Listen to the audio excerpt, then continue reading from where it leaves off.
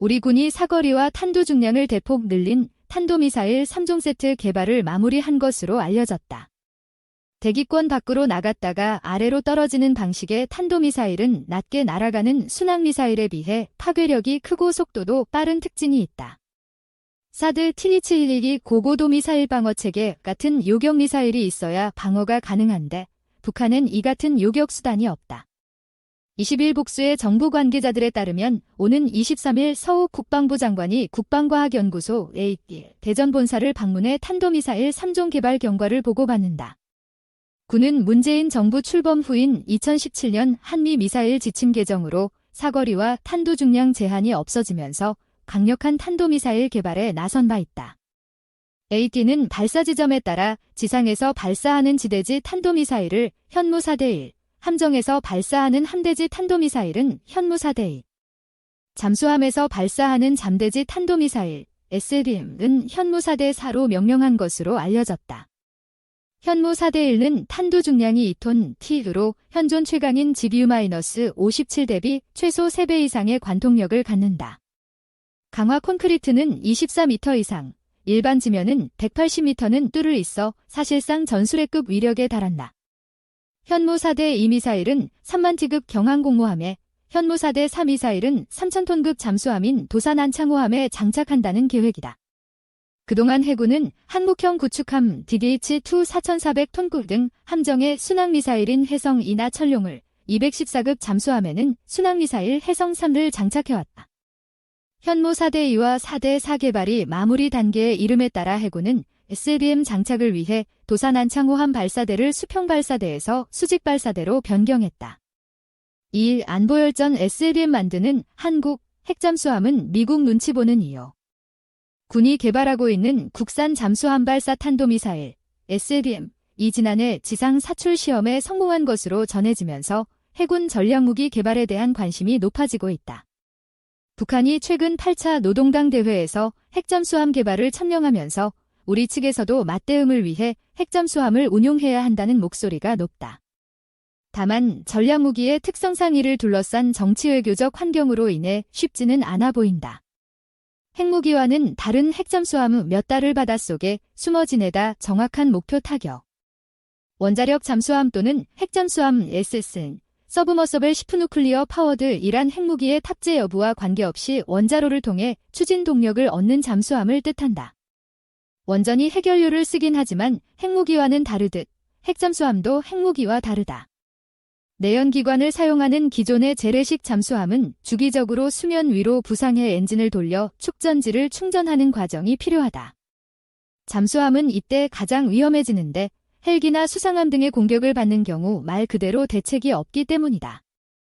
이동이 가능한 대부분의 무기체계가 그러하듯이 주기적인 연료 재보급도 필요하다. 핵잠수함은 이런 과정이 필요 없이 자체적으로 물과 공기를 만들어 이론적으로 수십 년 동안 무제한 잠항이 가능하며 승조원의 피로와 식량 문제 등을 감안해도 몇 달 동안은 바닷속에서 계속 숨어 지낼 수 있다. 대잠전을 치르려면 해상 초계기 또는 같은 잠수함 등이 위치를 탐지한 뒤 어뢰 등으로 공격해야 한다. 때문에 북한의 잠수함 위협에 대처하기 위해 핵잠수함이 필요하다는 목소리가 크다. 전략 핵무기를 탑재한 핵잠수함을 SSBN이라고 부른다. SSBN은 2차 보복 능력을 골자로 하는 상호 확증 파괴, MAD를 지탱하는 중요한 역할을 한다. 즉, 한 나라가 다른 한 나라에 핵공격을 가하더라도 잠수함은 살아남아 핵보복을 할 수 있기 때문에 결과적으로 어느 나라도 선제 핵공격을 하지 못하게 된다. 미 해군은 현재 적의 함대를 상대하는 공격용 잠수함이든 전략 핵무기 탑재를 위한 SSBN이든 재래식 잠수함 없이 핵잠수함으로만 잠수함 전력을 구성하고 있다. 전 세계를 대상으로 작전을 펼친다는 점 등을 감안해서다. 꼭 핵무기가 아니더라도 이런 식으로 바닷속에 숨어 있다가 미사일로 지상의 목표를 정확히 타격하는 능력은 공포 그 자체다. 실제로 2003년 이라크전에서 미국과 영국 해군은 구축함과 핵잠수함 등을 동원해 수백 발의 토마호크 순항미사일을 수도 바그다드에 쏟아부었고 이는 이라크군의 지휘체계 등을 사실상 마비시켰다. 십수년 전 무위로 돌아간 362사업 국산 SLBM은 수중 사출 시험만 남겨 과거 노무현 정부는 핵잠수함 보유를 비밀리에 추진했다. 당시 북한의 핵확산 금지 조약 NPT 탈퇴로 위기가 고조된 것 등이 배경이었다. 해군은 2003년 6월 2일 핵잠수함 건조 계획을 노무현 대통령에게 보고해 승인받았고 이 날짜에서 이름을 따 362 사업이라 불렀다. 하지만 2004년 국제원자력기구 IAEA가 한국원자력연구원의 우라늄 농축 비밀 실험에 대한 사찰을 통보하면서 파장 등을 고려해 362 사업은 유야무야됐다. 그로부터 십수년이 지나는 사이 북한은 지난 2016년 북극성 -1형 SLBM의 실제 잠수함 발사 실증에 성공했고 현재 3,000톤급 중형 잠수함도 신포조선소에서 건조 중이다. 이에 대응해야 할 우리 군의 잠수함 전력은 현재 장보고 KSS과를 거쳐 3,000톤급인 도산 안창호급의 배치까지 왔다. 한 번 함인 도산 안창호함과 두 번 함인 안무함이 이미 진수돼 취역을 기다리고 있으며 여기에는 6개의 발사관이 달린 수직발사대 VS도 있다. SLBM을 탑재할 수 있다는 뜻이다. 군 당국은 몇 년 전부터 북한의 위협에 대응하기 위해 탄도미사일의 탄도 중량과 사거리를 제한하는 한미 미사일 사거리 지침안에서 SLBM을 개발해왔다. 이미 잠대지 순항미사일인 해성 -3가 있긴 하지만 제트 엔진을 쓴다는 특성상 속도가 느리기에 탄도미사일도 같이 필요하기 때문이다. 다행히 문재인 정부 들어 지침이 개정되면서 탄도미사일의 탄도 중량은 무제한, 사거리는 800km까지 개발할 수 있게 됐다.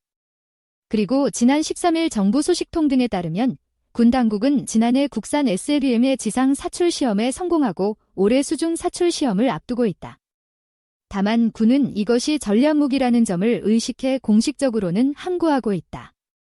탄도 중량 2톤의 사거리 800km로 추정되는 현무 -4 지대지 탄도미사일과 마찬가지다. 국방부 부승찬 대변인은 14일 정례브리핑에서 관련 질문에 우리 군은 그동안 전력 현대화를 통해 북한의 단거리 미사일 등에 대한 대응 능력을 갖추고 있고 앞으로 이를 더욱 보완할 계획이다고 설명했다. 단위 전력에 대한 개별적인 확인은 제한된다고 했지만 부인은 하지 않았다. 원자력 협정엔 군사적 목적 안 돼 오해할 수도 있다지만 외교적 문제가 큰 과제 문재인 대통령은 대선 후보 때부터 핵잠수함이 필요하다고 역설해왔다. 그럼에도 불구하고 군이 핵잠수함과 SLBM에 대해 공식적으로 함구하는 이유는 단순히 한반도 평화 프로세스를 의식해서만은 아니다. 복잡한 외교적 문제가 함께 얽혀있기 때문이다. 한미 원자력 협정에 의해 한국은 우라늄 235를 20%까지 농축할 수 있다. 이러한 저농축 우라늄도 핵잠수함의 원료가 될 수는 있다. 문제는 이것이 어떠한 군사적 목적을 위해서도 이용되지 아니한다고 규정하는 13조를 위반할 소지가 있다는 점이다. 실제로 카이스트 원자력 및 양자공학과 이정익 교수는 지난해 11월 한국해양전략연구소 캐가이메스 페러스코프에 실린 글 우리나라 핵잠수함 개발에 대한 오해와 사실에서 국산화에 성공한 대형 상업용 원자력 발전소 설계, 제작, 건설 등의 기술은 모두 미국에서 출발한 기술을 기반으로 개발됐다며 이를 이용해 핵잠수함을 개발할 경우 미국의 시각에 따라서 이것이 평화적 목적이 아니라고 하면 협정을 위반한 것이 될 수 있다고 지적한다. 뿐만 아니라 잠수함은 들키지만 않는다면 다른 나라 앞바다에도 몰래 숨어 들어가 작전을 펼칠 수 있다. 예를 들어 서해에서 잠수함이 800km 사거리를 가진 탄도미사일을 쏘면 평양은 물론이고 유사시엔 베이징도 타격할 수 있다.